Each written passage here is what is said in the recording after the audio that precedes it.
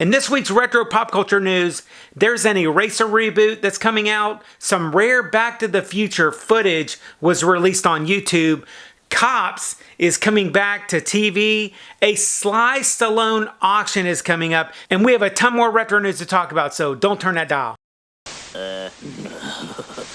What up to my peoples, and welcome to Retro Crunch. I know I say we have a ton of retro news to talk about, but this time, holy cow, we have a lot to talk about, so let's get started. And I'm going to start off with the reboot news, because hey, why not? Many of you already knew that we were going to be getting a Lost Boys reboot, but on top of that, some of the actors for the movie have actually been cast now. Noah Jupe, who you might remember from A Quiet Place, and Jaeden Martell, who played young Bill Denbrough in the remake of It, they've been cast in what I believe is going to be the Emerson brothers that moved to a new town and discover that there are vampires living there terrorizing the town folk. I'm pretty happy with the casting so far, and I really like these guys' previous work, but just as important as them is the Frog Brothers, and of course David and his vampire biker gang. The original movie, it had a really fun storyline, but it also had an ensemble cast, so if they're going to make this new movie any good, I think they're going to need to do that and bring some real star power to it. And the news from The Hollywood Reporter is that The Lost Boys is actually going to be set in modern times, but I think that Alex Winter said it best: go mullet or go home. Oh, and they got to bring back this guy.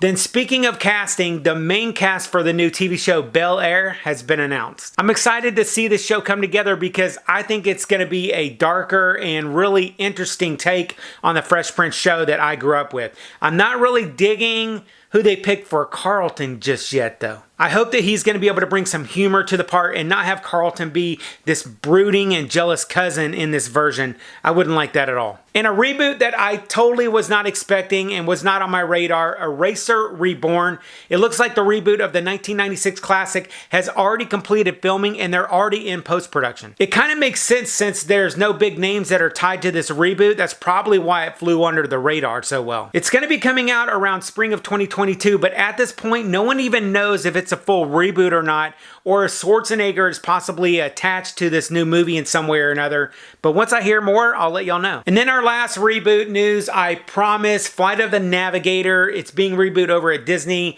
I've already talked about this a little bit, but the only real news on this so far is that they are swapping a 12-year-old boy for a young female lead. So there's that. Then moving on, something that you guys have to check out is a behind-the-scenes clip from Back to the Future where Michael J. Fox, he's prepping for his audition scene in front of the music director Huey Lewis. The clip is about a minute long and it is so worth it. And then Hocus Pocus 2 has officially started production. They've announced casting for their extras for this movie and they're even already building out the set. So next Halloween we should be in for a really cool treat. Get it? Trick or treat? And going back to the theaters for its 35th anniversary is the movie Rad.